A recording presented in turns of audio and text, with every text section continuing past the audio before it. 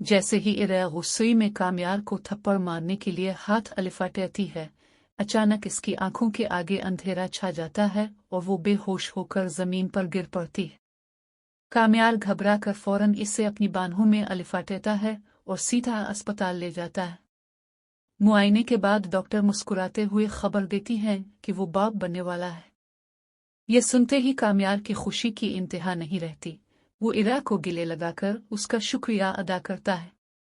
इरा की मध्यम सी मुस्कुराहट कामयार के दिल में छुपी सारी नफरत को मोहब्बत में बदल देती है। घर पहुंचकर वो दादी को खुशखबरी सुनाता है कि वो परदादी बनने वाली हैं और घर में खुशियों की लहर दौड़ जाती है। उसी लम्हे फरिया भी वहां मौजूद होती है। बज़ाहिर मुबारकबाद देती है मगर अंदर ही अंदर जल भुन जाती है जब इसे पता चलता है कि वो फूफी बनने वाली है।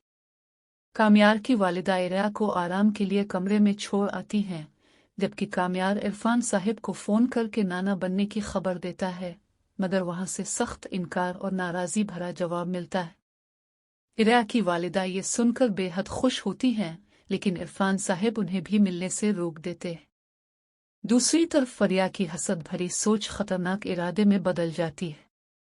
वो किचन में जाकर जूस में जहर मिला देती है। लाइल्मी में कामयार की माँ वही जूस इरा को दे देती है। कुछ देर बाद इरा की तबीयत बिगड़ जाती है और वो दोबारा बेहोश हो जाती है। कामयार जब खुशी में सोने का सीट लेकर कमरे में दाखिल होता है तो इरा के मुंह से झाग निकलता देखकर उसके कदमों तले जमीन निकल जाती है। फौरन इसे दोबारा अस्पताल ले जाया जाता है। डॉक्टर बताते हैं कि मरीजा को जहर दिया गया था। इरा की जान तो बच गई मगर उनका बच्चा ना बच सका। यह खबर सुनकर कामयार अंदर से टूट जाता है और अज़्म करता है कि जो भी इस जुल्म के पीछे है इसे हरगिज मुआफ नहीं करेगा। बच्चे की मौत की खबर ने कामयार को अंदर से चिकनाचूर कर दिया, मगर उसकी आंखों में आंसुओं के साथ साथ गुस्से की आग भी भड़क उठी। इसने अज़्म कर लिया कि वो असल मुजरिम को बेनकाब करके रहेगा। घर वापस आते ही इसने फौरन सीसीटीवी कैमरे की रिकॉर्डिंग चेक करना शुरू की। वीडियो में साफ नजर आ रहा था कि इसकी वालिदा जूस लेकर इरा के कमरे में जा रही है। एक लम्हे को कामयार के दिल में शक पैदा हुआ, मगर मां की परेशान हालत देखकर वो खामोश हो गया। वालिदा ने वजाहत दी कि जूस पहले से बना हुआ किचन में रखा था, उन्होंने सिर्फ अलिफाटे कर दे दिया। कामयार ने वीडियो को मजीद पीछे किया तो उसकी सांसें रुक गई। स्क्रीन पर फरिया किचन में नजर आई जो चुपके से जूस में कुछ मिला रही थी। ये मंजर देखकर सबके होश अलिफाड़ गए। दादी ने सर पकड़ लिया और मां की आंखों से आंसू बहने लगे। कामयार का चेहरा सुर्ख हो गया। वो तूफान की तरह घर से निकला और सीधा फरिया के घर जा पहुंचा। फरिया ने दरवाजा खोला तो सामने कामयार को देखकर सहम गई। कामयार ने बगैर कुछ सुने इसका हाथ पकड़ा और सख्ती से गाड़ी में बिठाकर अपने घर ले आया। घर आते ही इसने सबके सामने वीडियो चला दी। फरिया के चेहरे का रंग अलिफाड़ गया।